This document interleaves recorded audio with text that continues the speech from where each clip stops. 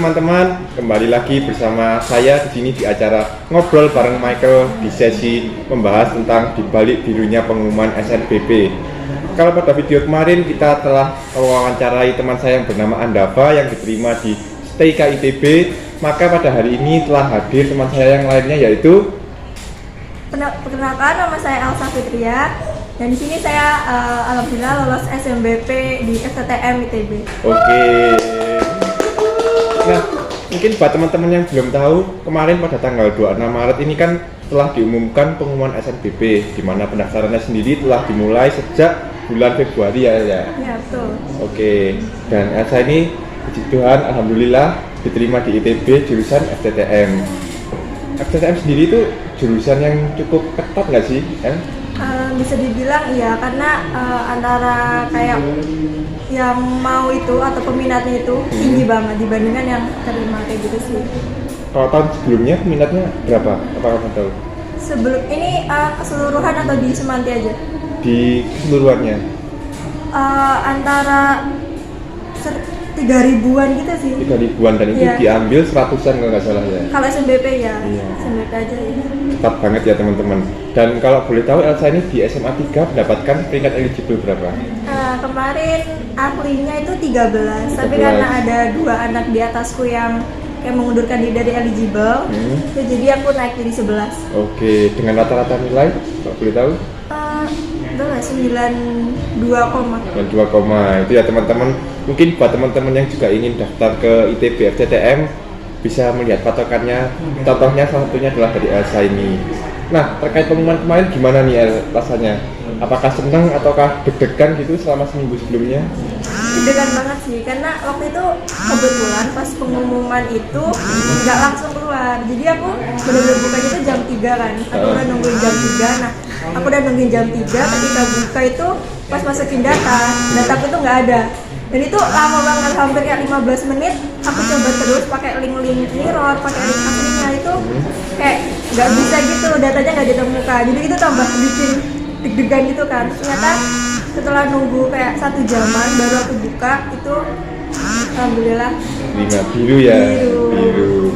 Oke, buat dapatkan hasil biru ini tentu saja tidak mudah ya. Ada perjuangan panjang selama 3 tahun. Nah, menurut kamu terbayarkan nggak sih perjuanganmu selama ini? Ataukah kayak ada rasa ganjilnya gitu? Alhamdulillah terbayarkan sih ya. Dan itu nggak cuma perjuanganku sendiri sih, itu masih ada doa dari orang tua, doa dari orang tersayang, dan ya kita juga pakai, kalau kita nyebutnya jalur langit. Oke, jalur langit. Istilahnya juga cukup populer ya buat SNBP ini. Nah, omong-omong soal perjuangan, gimana nih cara kamu belajar selama 3 tahun ini buat mempertahankan nilai ya kan ya? Supaya mendapatkan peringkat eligible yang tinggi dan kemudian tembus di SNBP kemarin. Mungkin mau cerita sedikit, Elsa? Oke, kalau aku sih dulu awal-awal masih belajar sendiri, kayak masih kelas 10 tuh masih oke karena kita masih online gitu, masih nggak terlalu berat. Tapi setelah kita udah selesai online, kita masuk luring di sekolah, itu aku agak kuat ya, agak kaget lihat kayak persaingan Semanti, apalagi melihat lingkungannya itu kelas olim yang ambis-ambis. Jadi aku waktu itu memutuskan OLES itu awal kelas 11. Jadi kelas 11 aku dibantu dari bimbel. Jadi gitu. Jadi aku nggak belajar sendiri, tapi aku dibantu dari bimbel itu. Menurut kamu bimbel ini sangat membantu apa enggak buat mempersiapkan pelajaran di sekolah maupun buat SNBT, UTBK seperti itu? Sebenarnya ini balik ke pribadi masing-masing sih, karena ada orang yang nggak les bisa, ada yang nggak bisa karena butuh les itu pribadi sendiri. Kalau aku butuh waktu yang benar-benar buat aku belajar gimana ya, kalau di rumah tuh kadang tuh masih gitu loh, jadi butuh waktu yang dimana benar-benar buat belajar. Jadi makanya aku memutuskan ikut bimbel kayak gitu. Berarti kamu lebih seneng ada pemicunya buat belajar gitu ya. Nah, bagaimana kan kamu tahu di SMA 3 ini terkenal sebagai sekolah yang memiliki banyak event ya teman-teman. Nah, tapi anak-anaknya yang di SMA 3 ini tetap mendapatkan kampus yang bagus gitu di SNBP. Nah, kalau dari Elsa sendiri bagaimana caramu membagi waktu antara kegiatan sekolah yang padat dengan mempertahankan nilai itu? Oke, itu sebenarnya aku bukan anak yang organisasi banget, yang nggak terjun kayak nggak ikut OSIS kayak gitu. Tapi bisa dibilang aku ikut lumayan banyak event, jadi panitia event di SMA 3. Bagi waktunya gimana ya? Sebenarnya pertama tahu prioritas sih, karena kamu sekolah tujuanmu apa? Belajar kan, dibandingkan kamu ngerjain event kayak ngejar-ngejar event tuh, pertama prioritasmu belajar dan nilai. Kalau buat SMBP tuh sebenarnya berterima kasih ke angkatan kita ya, karena kalau nggak ada track record dari angkatan kita kayak lulus di PTN ini, jurusan ini, kita pun akan sulit membuka peluang kan. Jadi alumni berpengaruh juga ya? Iya betul, alumni sangat berpengaruh sih.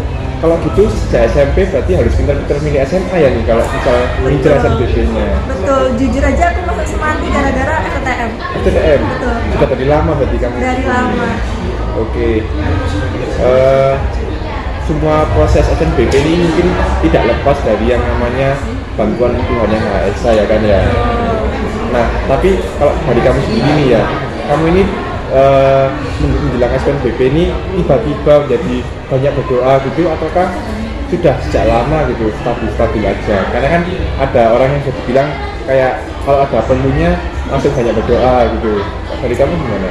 Jujur iya sih, sebenarnya sebelumnya pun rohaninya oke, kita sholat lima waktu, maksudnya yang wajib-wajib aja gitu. Tapi sebulan menjelang SMBP ini mulai kayak rajin duha, tahajudnya itu ngaji, apalagi bulan Ramadan kan, jadi kayak lebih dipadetin jadwal langitnya, karena menunggu kan kita juga nggak ngapa-ngapain toh kayak gitu. Ya. Ngomong-ngomong soal STM nih, kenapa kok kamu memilih STM? Kenapa nggak jurusan yang lain gitu? Nggak tahu ya, sebenarnya sebelumnya tuh pengennya tuh kedokteran. Kedokteran? Dari SD sampai SMP tuh pengen dokteran, tapi pas akhir-akhir itu ternyata aku nggak suka biologi. Aku nggak terlalu itu sama biologi, terus kayak aku lebih suka hitung-hitungan, meskipun sulit, tapi hitung-hitungan tuh menyenangkan kayak gitu. Bandingkan dengan hafalan? Dengan hafalan, betul. Kayak terus SMP akhir tuh kayak lihat-lihat SMA di Malang, terus ini kok SMA 3 banyak STM, yang ITB, terus waktu itu sebenarnya bingung antara STM atau FTSL, karena dari keluarga itu nyuruhnya teknik sipil ya, karena ya keluarga atas banyak yang lulusan sipil, terus kayak ya orang tua ya wajar kayak lihat orang sukses pengen anaknya kayak gitu. Tapi nggak tahu kenapa sih pengen aja PTN. Terus sekarang setelah diperkuat lagi sama keluarga, gara-gara kan abis ini kita tahu Republik Indonesia bakal dipindah ke Kalimantan. Dan dimana Kalimantan itu ya tambang atau minyak kan banyaknya ya di Kalimantan kayak gitu, terus kayak gitu, jadi kayak oh yaudah deh benar pilihanmu milih PTM, nanti Kalimantan bakal ya kayak gitu. Evaluasi lebih jauh lagi ya. Tapi nih Asa, aku kan ada kenalan juga dengan beberapa orang yang menyebutkan kalau di masa depan sumber-sumber tambang minyak itu akan habis. Nah, tapi kenapa kamu tetap milih FTM? Kenapa milih FTM? Karena pertama ya kita hidup, maksudnya kita nggak bisa lepas dari yang namanya semua di ini pasti nggak lepas dari yang namanya ikatan kimia apapun itu. Nah, entah batu bara atau bahan bakar, nanti tuh semuanya tuh pasti bakal dibutuhkan. Terus kalau misalnya bilang habis itu ya masih lama apa gimana? Iya ya, maksudnya aku lulus 4 tahun ke depan, maksudnya masih kalau benar-benar habis kayak kritis itu masih belum gitu ya? Belum, dan mungkin ya semoga nanti ya aku lulus atau lulusanku nanti tuh malah bisa bikin mengolahnya itu dengan baik, jadi nggak kayak habis malah better kayak gitu, bukan yang kita ngolah terus habis, tapi malah mengolahnya itu dengan batas dan juga malah lebih baik biar ya itu bisa nggak habis itu sih. Berarti menemukan inovasi terbaru di bidang pertambangan gitu ya? Betul. Terakhir nih, ada pesan nggak buat siswa kelas 11 atau mungkin di bawahnya yang kepingin nih masuk ke PTN jalur SNBP tanpa mengikuti UTBK yang susah-susah itu? Oke, kalau dari awal banget dari aku sendiri milih SMA yang pas sih, karena soalnya kamu pengen di ITB, tapi SMA yang kamu pilih tuh sama sekali nggak ada track record ITB, yaitu sulit buka peluangnya itu untuk lolos SMB. Mungkin eligible 1 pun ranking 1 kalau misalnya belum ada track record bisa, tapi mungkin peluangnya nggak segede yang udah ada track record kayak gitu. Jadi pertama pilih SMA yang alumninya adalah gitu kayak gitu. Buat teman-teman yang SMP nih didengarkan ya. Yang SMP ya. Lalu kalau udah di SMA itu ya itu pertahankan nilai, karena sebenarnya kita nggak tahu juga SNBP itu kayak gimana penilaian, bener-bener penilaiannya. Cuma kalau kamu eligible-nya tinggi itu pasti kan peluangnya dan saingan di SMA-nya sendiri pun itu udah lebih gampang kayak gitu, lebih besar.